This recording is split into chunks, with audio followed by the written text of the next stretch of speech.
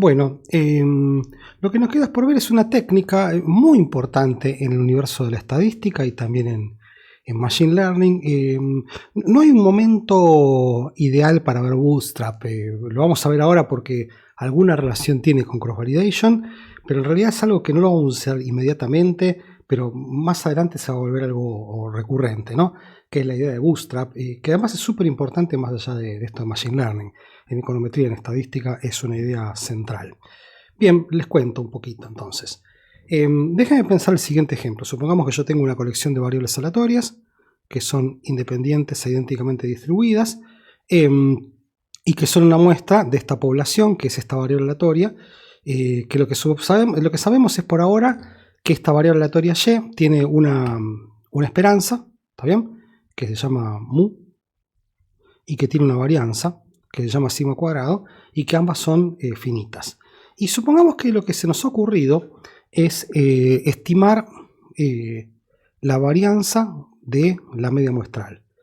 Acuérdense que la varianza de la media muestral es sigma cuadrado sobre n. Entonces este es conocido, no hay nada que estimar acá, este es desconocido. ¿Está bien?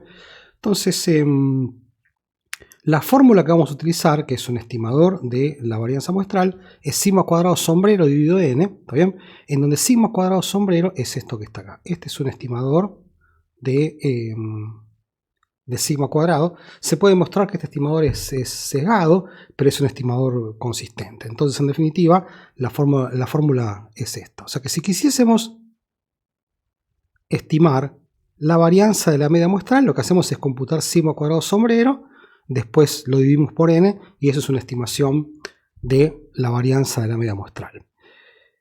O sea, acá hay una fórmula, es bastante fácil el problema de estimar la varianza de la media muestral. Déjenme contarles un método alternativo sin fórmula, o sea que no involucra una fórmula. Vamos a hacer la siguiente cosa.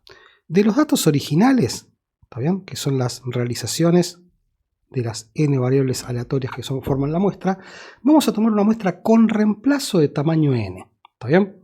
¿Qué significa eso? Yo tengo 10 observaciones, de esas 10 voy a sortear cuáles 10 aparecen en la muestra. Como la muestra es con reemplazo, fíjense que puede ser cierto que una observación en particular aparezca más de una vez, ¿está bien? Y que también puede ser cierto que alguna observación no aparezca en la muestra con reemplazo, ¿está bien? Entonces, para esa pseudo muestra, que es una muestra de la muestra, vamos a computar la media muestral. ¿Está bien? Y después vamos a repetir el proceso muchas veces, b veces, por ejemplo 300 veces.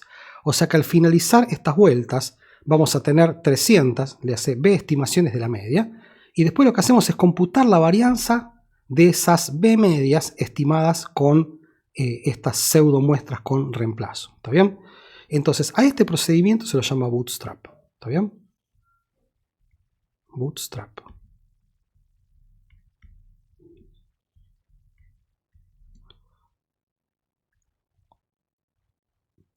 En términos generales, ¿qué es lo que hemos hecho? Supongamos que yo tengo una muestra aleatoria de tamaño n, ¿está bien? Y que θ es una magnitud de interés. La magnitud de interés antes fue la varianza de la media muestral. Okay, pero puede ser cualquier cosa. Entonces, lo que hemos hecho es tomar una muestra de tamaño n con reemplazo de la muestra original. A esa muestra, a esa pseudo muestra se la llama muestra bootstrap. ¿Está bien? Se llama muestra bootstrap. Lo que vamos a hacer es, bueno, con esa pseudo muestra computar la magnitud que nos interesa. A nosotros nos interesaba la media, ¿está bien? Ahora vamos a computar cualquier cosa. Y repetir b veces y después computar la varianza muestral de la magnitud que nos interesa. ¿Está bien? O sea, esto que está acá es la varianza muestral de la magnitud que nos interesa. ¿Está bien? Ideas. ¿Por qué esto es interesante? Porque cuando nos interesó la varianza de la media muestral hay una fórmula. ¿Está bien? Sigma cuadrado sombrero sobre n. Pero en muchos casos no es obvio que haya una fórmula para calcular la varianza. Por ejemplo, supongamos que quisiesen calcular algo así como la varianza de la mediana muestral. ¿Está bien? La pregunta es, bueno, ¿cómo se computa esto? No hay ninguna fórmula obvia, inmediata, para calcular la varianza de la mediana muestral o de la moda, por ejemplo, ¿no? o del coeficiente de Gini o de lo que sea, ¿está bien?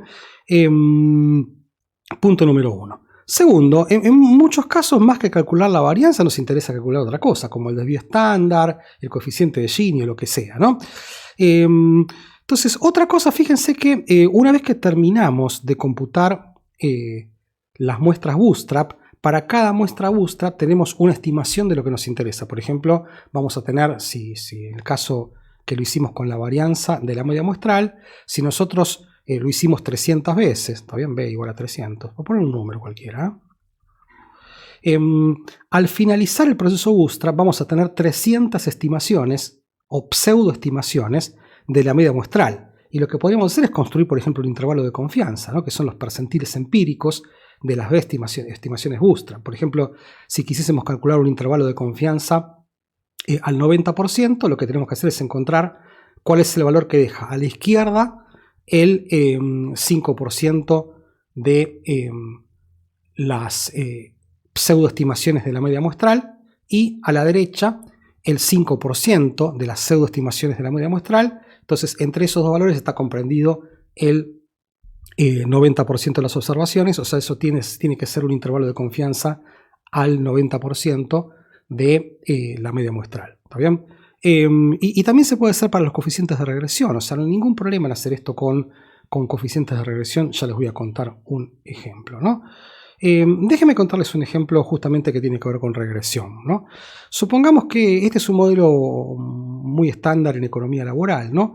Y supongamos que esto podrían ser, por ejemplo, el logaritmo de los ingresos y X podría ser, supongamos que es una variable binaria, ¿no? Podría ser género, podría ser si una persona es informal o no, etcétera, etcétera. Y acuérdense que para B muy pequeño, para beta muy pequeño, beta es aproximadamente igual a E a la beta menos 1, ¿no? Si no lo conocen, después me lo preguntan, pero es bastante fácil de mostrar utilizando técnicas de cálculo, que en el límite, cuando beta tiende a 0, beta es indistinguible de la función E a la beta menos 1. Y supongamos que ¿qué quiero decir esto? Esta aproximación beta es aproximadamente igual a E a la beta menos 1, da lugar a lo que se llama derivada logarítmica. ¿Qué significa eso? Que la interpretación de este coeficiente beta, ¿está bien?, es en qué porcentaje cambia Y cuando X cambia marginalmente. ¿Está bien? Ahora, supongamos que realmente lo que nos interesa es, en vez de hacer inferencias sobre beta, es hacer inferencias acerca de E a la beta menos 1, ¿no? Entonces, ¿qué quiero decir esto? Por ejemplo, una cosa es computar la varianza de beta sombrero, ¿está bien? ¿Está bien? Y otra cosa es computar la varianza, ¿está bien?, de E a la beta sombrero menos 1. ¿Está bien? O sea, para esto tenemos una fórmula. Pero para esto no está claro que haya una fórmula para la varianza, una transformación no lineal, ¿no? O sea, la varianza de E a la beta menos 1. Entonces, vamos a intentar hacerlo por Bootstrap, ¿está bien? ¿Qué es lo que podemos hacer? Vamos a hacer la siguiente cosa. Vamos a tomar una muestra, ¿está bien?, de pares X y Y sub I, ¿está bien?, de tamaño N con reemplazo. O sea, vamos a agarrar todos los datos que tenemos, ¿está bien? Supongamos que sean 100 datos, ¿está bien? Y vamos a tomar de esos 100 datos, los vamos a mezclar y vamos a sacar 100 observaciones con reemplazo. O sea que de vuelta, un par ordenado X y Y sub I puede aparecer más de una vez y un par ordenado X y Y sub I puede no aparecer nunca. Entonces, con esa pseudo muestra vamos a regresar, ¿está bien?, el logaritmo de Y en X y vamos a estimar beta sombrero sub J, ¿está bien? Vamos a computar teta J, que es E a la beta J, este paréntesis está de más, menos 1, ¿está bien? Y vamos a repetir el procedimiento B veces. Por ejemplo, B podría ser 300 veces. Entonces, una vez que terminamos el paso 3, vamos a tener 300, ¿está bien?, 300 versiones de este. ¿Está bien? Hasta B igual a 300. ¿Bien? Y una vez que tenemos 300 versiones del coeficiente que nos interesa, o sea, 300 pseudoestimaciones de E a la beta J menos 1, vamos a computar la varianza muestral de los teta J, o sea, de los E a la beta J menos 1 que calculamos. Y eso nos va a dar una estimación de la varianza de esto para lo cual antes no teníamos fórmula. ¿Está bien? O sea que en definitiva, ¿qué es lo que permite hacer Bootstrap? El uso más importante es, en la práctica, es poder calcular la varianza de objetos para los cuales no tenemos fórmula. ¿Está bien? En vez de pasarnos mucho tiempo pensando en cuál es la fórmula de la varianza de a la beta menos 1, la respuesta es, mira, lo vamos a resolver por simulación, y eso es lo que hace Bootstrap. ¿Está bien? ¿Por qué funciona? Bueno, Bootstrap tiene que ver con que a la larga lo que estamos haciendo es tomar una muestra de la muestra. ¿Está bien? De hecho, la idea de Bootstrap tiene que ver con un dicho, creo que es de la cultura germana, o anglosajona, realmente no me acuerdo, que juega con esta idea de salirse de un pantano o de un pozo de arena, tirándose para arriba de estas. El Bootstrap son las manijas que tenían las botas, ¿no? Entonces, como si uno se pudiese sacar de un pozo, tirándose uno mismo de las manijas de las botas, ¿no?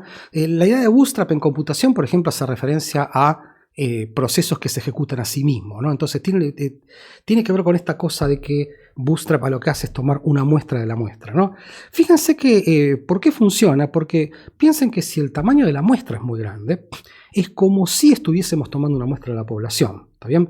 Y eso tiene que ver justamente con el teorema fundamental de la estadística, ¿no? Porque tomar una muestra de la población y tomar una muestra de algo que se le parece mucho a la población es prácticamente lo mismo. Y justamente es el teorema fundamental de la estadística lo que nos garantiza que una cosa es tomar una muestra de f de y, y otra cosa es tomar una muestra de la distribución empírica de los datos, pero justamente el teorema fundamental de la estadística lo que dice es que con el tamaño de la muestra tiene infinito, tomar una muestra de f de y o de f de n de y debería ser prácticamente lo mismo. Ojo con la siguiente leyenda urbana. Bootstrap no es un mecanismo de muestras finitas. Mucha gente se piensa, bueno, Bootstrap lo que me permite es aproximar la varianza para tamaños de muestras finitos. No, Bootstrap es un método asintótico, ¿está bien? Nota a pie de página, existen lo que se llaman refinamientos asintóticos que permiten mostrar que Bootstrap tiene una pequeña ganancia en algún contexto, pero francamente, fíjense que para que Bootstrap funcione, tiene que pasar que tomar una muestra de la muestra sea prácticamente indistinguible de tomar una muestra de la población, ¿está bien? Entonces la idea de Bootstrap está agarrada en que vale asintóticamente porque vale el teorema fundamental de la estadística. Entonces, ojo, no se confundan, no se dejen engañar, Bootstrap no es per se un método de muestra finita, es un método de muestra grande, ¿está bien? Déjenme que les cuente un ejemplo sencillo. Este es un trabajo que hicimos con mi amigo y colega Leonardo Gasparini, en donde la forma más popular de medir la desigualdad de una sociedad de los ingresos es lo que se llama coeficiente de Gini, que va entre 0 y 1. Entonces, cuanto más grande, peor, hay más desigualdad. Entonces, esto se calcula utilizando la encuesta permanente de hogares, ¿no? Y acá lo que hicimos es mostrar casos para el Gran Buenos Aires y para el Neuquén. Lo hicimos para la década del 90, ¿está bien? Y la pregunta que mucha gente tiene es, bueno, pero ¿cómo se reporta en los diarios? Bueno, el coeficiente de Gini bajó de 0.44 acá a 0.43, se observa una reducción en la desigualdad, ¿no? Por ejemplo, acá, fíjense que acá el coeficiente de Gini pasa de 0.4843 a 0.840, entonces en muchos diarios aparece bajó la desigualdad entre el 95 y el 96, esto implica un éxito de tal política. Y la pregunta que me hacíamos, bueno, pero a ver, como estas son estimaciones, una diferencia como esta es realmente significativa, ¿está bien? Entonces, lo que hicimos es lo que hacen los estadísticos, tenemos que armar un intervalo de confianza o tenemos que armar, por ejemplo, un error estándar. ¿Cómo se hace? Entonces, justamente lo hicimos por Bootstrap, ¿no? Entonces, lo que terminamos mostrando, si se fijan ahí, es que cuando, por ejemplo, fíjense un intervalo de confianza al 10%, ¿no? Por ejemplo, este que está acá, ¿está bien? Fíjense que una cosa que está diciendo es que si el intervalo de confianza de 0.4843 es 4749, es como que hay 0, cuando las variaciones del coeficiente de Gini son más chicas a 0.2, yo no las puedo distinguir de variaciones aleatorias, ¿está bien? Entonces, en definitiva, lo que hicimos con este trabajo es utilizar una técnica de Bootstrap para construir intervalos de confianza, para construir, por ejemplo, errores estándar o varianzas de una medida popular como el coeficiente de Gini. Se podría haber hecho, por ejemplo, para la tasa de pobreza, ¿no? Muchas veces se discute en los diarios, no, la pobreza bajó en un punto porcentual, y la pregunta que uno se hace es, ¿bajó en serio o puede ser realmente ruido estadístico? Entonces, computar un error estándar para una medida como la de pobreza no es nada trivial y bajo ciertas consideraciones se podría trabajar con Bootstrap. Bootstrap es un universo. Funciona casi siempre, en algunas circunstancias no funciona muy bien, que digamos, y en la práctica yo les diría, es cuestión de preguntar un poco, a ver si para el caso que uno tiene realmente Bootstrap funciona. La regla es que en general funciona muy bien, ¿está bien? En general funciona bastante bien. Bootstrap se complica cuando hay fuertes dependencias en los datos, por ejemplo, hacer Bootstrap con serie de tiempo no es trivial, hacer Bootstrap con clusters no es trivial, hacer Bootstrap en Big Data tampoco es trivial. Entonces, en definitiva, simplemente quería contarles una pequeña introducción a una idea poderosísima. A mí me hace que Bootstrap es una idea muy poderosa en estadística. Me llama la atención que estas cosas no se enseñen en las primeras clases de un curso de estadística. Me cuesta creer que una persona pasa por un curso de estadística y no vio Bootstrap, porque es una herramienta que se utiliza muchísimo y que funciona muy bien. No exenta de ciertas contraindicaciones en ciertos contextos, pero a mí me parece que la idea de Bootstrap es una idea fundamental de la estadística moderna. No le vamos a dar mucho uso ahora, pero vamos a ver que, por ejemplo, cuando empecemos a ver árboles o ensambles de estimadores, la idea de Bootstrap es fundamental para construir estimadores mejores. Bueno, de vuelta, revisen todo, vamos a hacer ejercicios con esto, vamos a mirarlo en la práctica y lo vamos a discutir en nuestras clases sincrónicas y en el test de lectura. Bueno, nos vemos, muchas gracias.